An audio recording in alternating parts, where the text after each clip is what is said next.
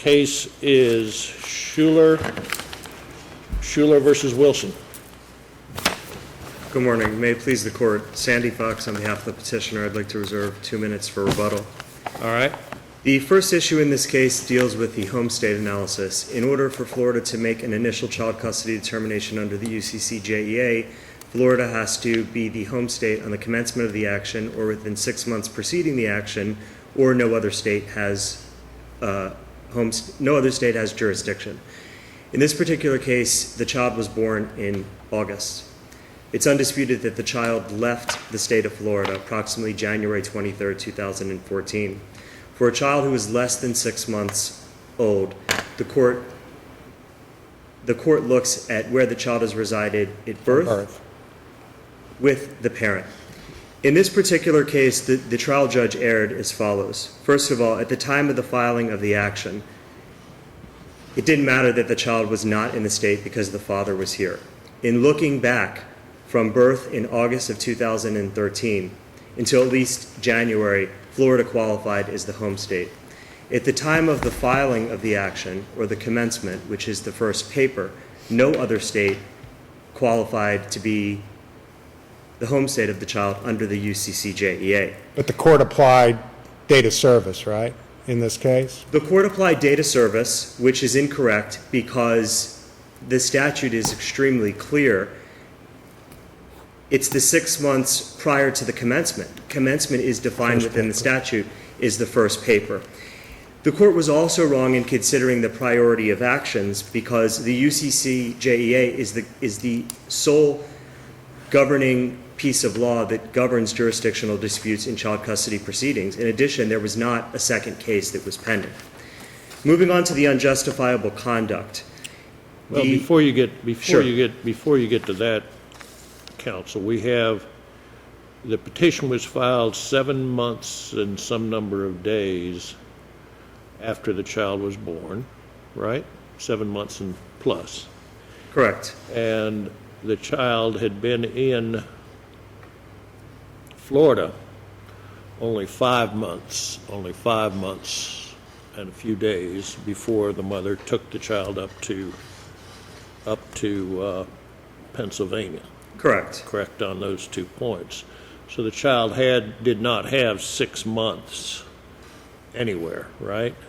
That's correct, but for the purposes of this, that is irrelevant because under the case of Sarpel versus Alfani, the court is required to look back, and if Florida at any time during the 6 months preceding the commencement of the action qualified as the home state, then it is the home state. So from birth... Well, Florida didn't have 6 months. The child wasn't here 6 months.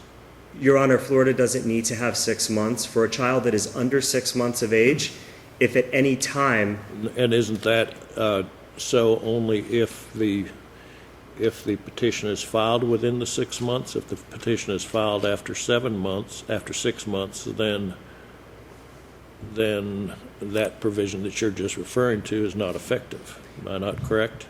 That's incorrect, but again, the child was born in August, left in January. So Florida qualified for the home state. But even if the court disagrees and says Florida does not qualify as the home state, at the time of the filing of the action, no other state qualified as the home state. But Florida did qualify as the home state because the child was born here and lived here, and that's the reasons why.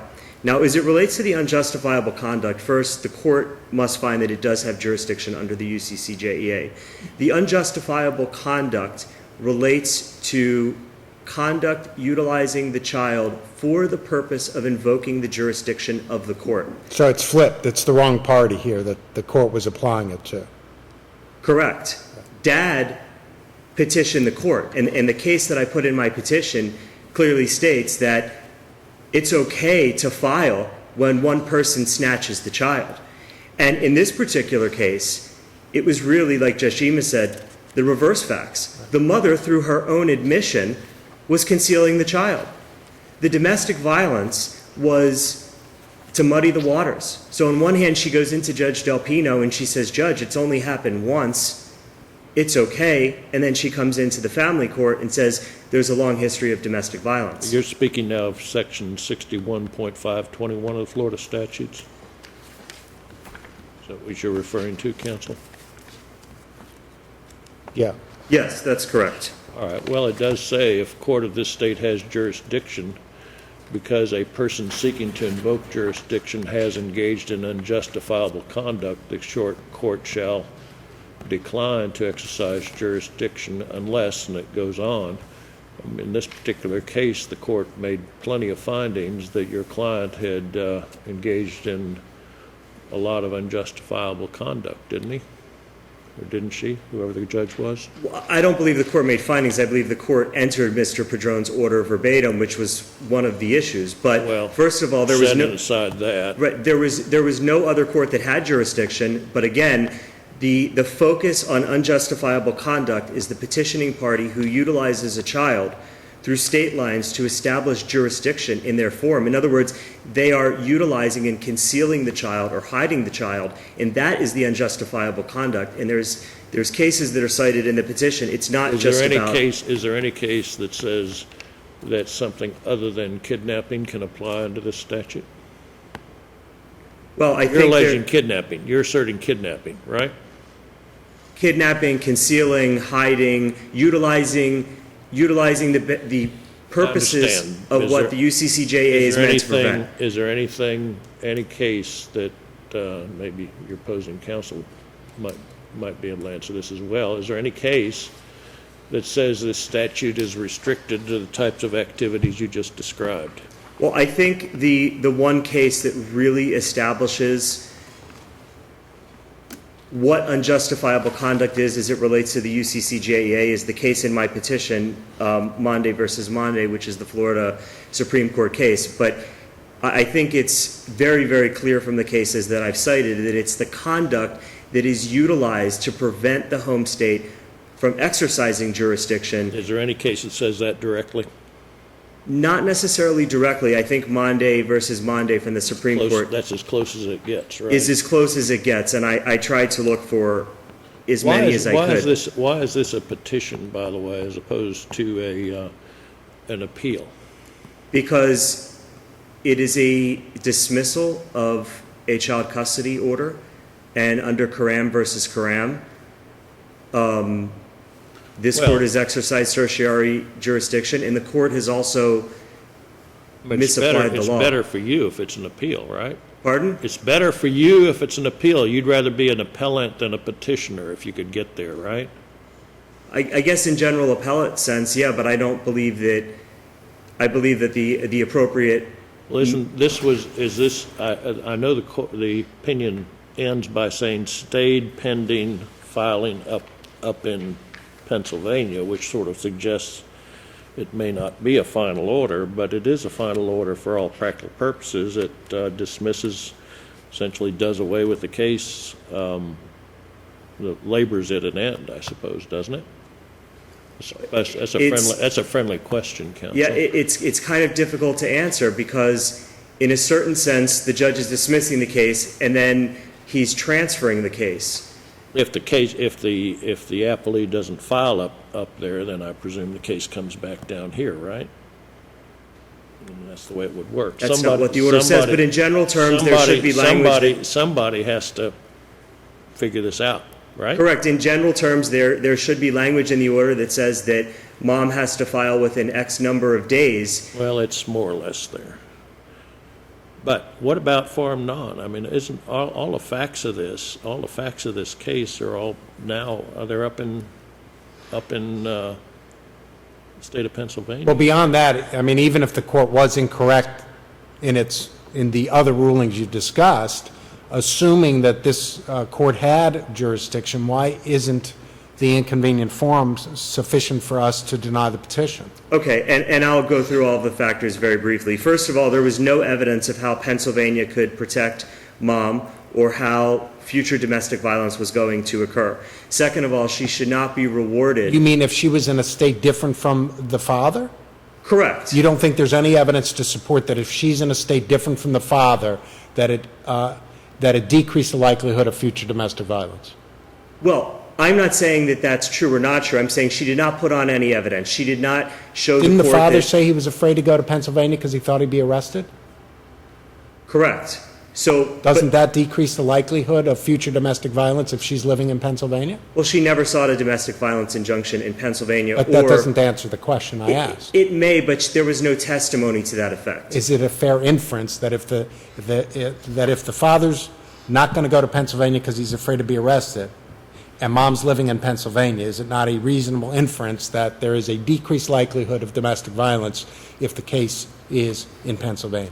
I understand why the court feels that way, but if the UCCJEA wanted that to be a reason that people could leave with their children, I think that that would have been put in there. But let me follow up on that, because isn't the standard an abuse of discretion standard that we're dealing with regard to the forum nonconvenience issue? That's correct, but you also have to put on your evidence, and if there is no competent substantial evidence to support the court's ruling, it really is an abuse of discretion. Well, but What's there the was first still, factor? What's the first factor under the inconvenient forum statute to consider? Well, there's a bunch. There's domestic violence. That's the there's- first factor Right. listed, right? Correct. Are you suggesting there's no competent substantial evidence for that? To support that factor, I mean. I don't believe, as it relates to this factor, that mom has made her case, because on one hand, she says that domestic violence was an isolated incident. Right. But she's offered And then no- she said she was manipulated. Correct, and she's offered no evidence of how she was protected, and through her own admission, she was concealing the child. She never sought a domestic violence injunction in Florida or in Pennsylvania. So she But never... she had a stay-away order against him in Florida, right? Initially. That she asked to A lift. while ago, when there was the criminal case that was null pros. Aren't these interwoven with credibility determinations that the trial court expressly made, finding that the father was not credible and that the mother was credible and had been manipulated by the father? I understand the credibility issue, but Did again, the court make those findings, I'm asking? in adopting Mr. Padron's order, that is Well, correct. regardless of whether it adopted or was clairvoyant or whether it accurately reflects what the court believed the evidence to show, the court, by its order, made those credibility determinations. That's correct. All right. Counsel, your time is up. I'll give you 2 minutes. Okay, very briefly, there was Counsel- sufficient... Pardon? Do you want to save it for rebuttal? If you want to use your 2 minutes now, go ahead. Can I use 1 minute now and save one for rebuttal so I can finish, please?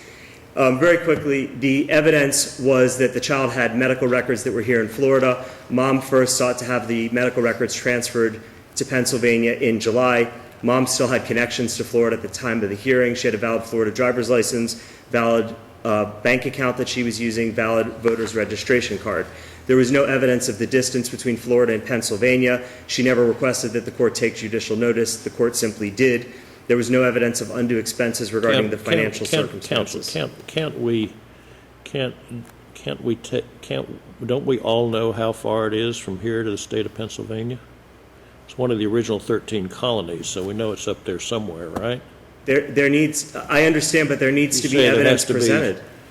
Pardon? There needs to be evidence presented and an opportunity when you're requesting judicial notice. It was never requested. It was simply put in the order. Also, there was no evidence regarding any undue burden or expense of the witnesses or how either the Pennsylvania court could expeditiously handle the case. Thank you. Thank you.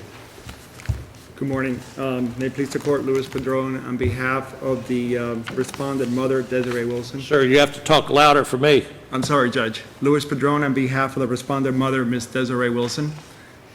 Judge, you made the point. You're right. We're here on a petition for cert. Every once in a while, I get lucky.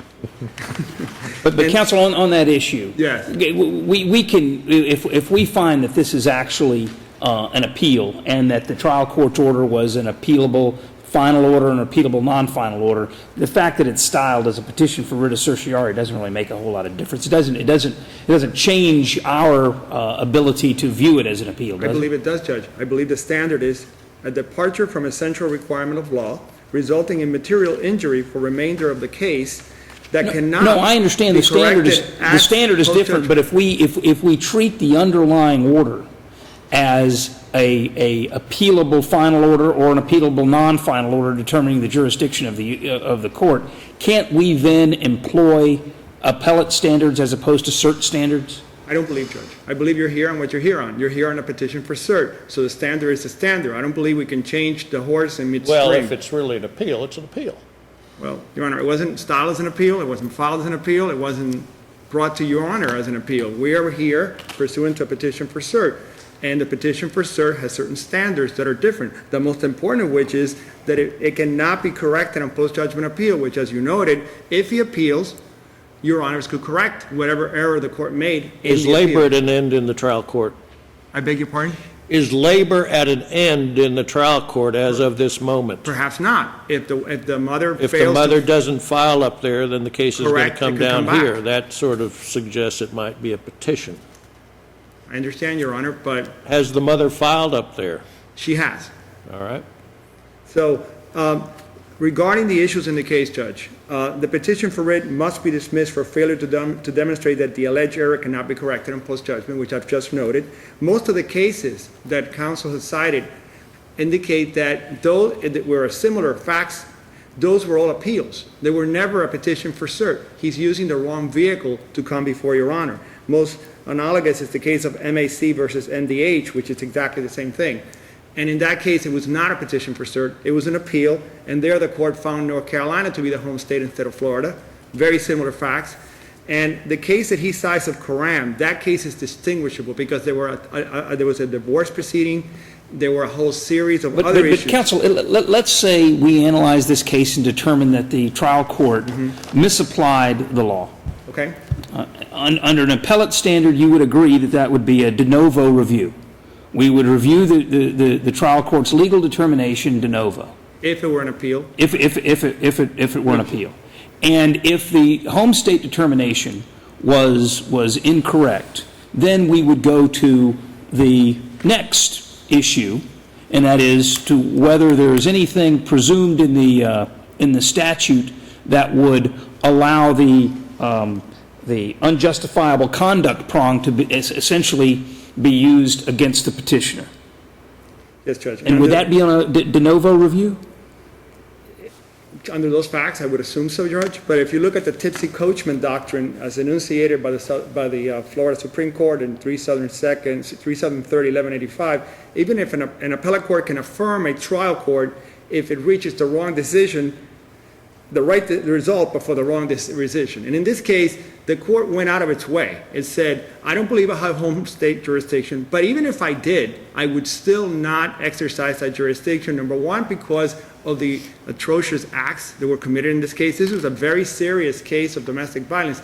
Counsel attached a transcript from Judge Del Pino when she was very reluctant to remove the stay-away order because of the picture she was seeing. And we are all familiar with battered spouse syndrome and how women and men go back to abusive relationships time and time again. It doesn't mean that they're not afraid. It means that they're psychologically drawn to the abuser over and over again, which was this case. There was several incidents of domestic violence. One in 2012. There was the other one in 2013. And the wife, the mother, was trying to escape this abusive relationship. It was her father who drove her for an entire day to Pennsylvania to get away from this gentleman. There were numerous. We had 2 days of trial on this issue. Numerous witnesses, including a police officer who was there the day he caught the father running away from the house, fully dressed, saying that he was going out for a jog after one of the altercations. Found a bump on the mother's head. Found that everything was consistent with a domestic violence type of case. And based on that, he proceeded to arrest the individual. This is a case where there might be, yes, if you interpret the statute as commencement being filing and not service, which, by the way, in the case of Arjona versus Torres, this court said, we decline to address and resolve the now collateral issues of whether commencement of a child custody matter is governed by the date an action is filed or when service is perfected. That's at 941 Southern. But you would agree that the statute specifically defines the word commencement? It does, but it has not been established as a principle of law. This court itself did not address it in that case of Arjona versus Torres. It didn't reach it as a collateral matter. But even if it did, under the tipsy coachman doctrine, the judge gave many other reasons why it was not going to exercise jurisdiction. because of the conduct, and I disagree with counsel that the conduct is only for the person to flee with the child. Keeping someone in Florida and not allowing them to leave in order to establish UCCJEA jurisdiction is the same as fleeing with the child. Another thing that's notable Do is... you have any case that says that that 61.521 can apply to the other spouse or can apply to something other than kidnapping and its penumbra? No, there's no case that says the opposite either, Judge. All we have is the statute. But something that's important, paternity was not established in this case until July 31st, 2014. So when the mother fled, the father had absolutely no parental rights whatsoever, so there could not have been a kidnapping. She had every right, and there's plenty of case law on that, in a paternity case where there's been no adjudication of paternity on the side of the father, for her to have left was well within her right, and he had no parental rights because at that time, in January of 2014, he had not been adjudicated the father and was not adjudicated the father until July 31st, 2014. So under that fact scenario, there could never have been a kidnapping. She fled because she was an abused mother. She fled because she needed to get away from the abusive relationship. She traveled approximately 1,000 miles to Pennsylvania. The father testified how long it took to get there. We take judicial notice. And took judicial notice of the fact that Pennsylvania is approximately 1,000 miles away from Florida. I think most individuals understand that. I don't think that's something that needs to be established with a map. We would not reverse for that purpose. Okay. But the fact of the matter is... That had a question mark behind it. I beg your pardon? We would not reverse for that purpose. I would not, no.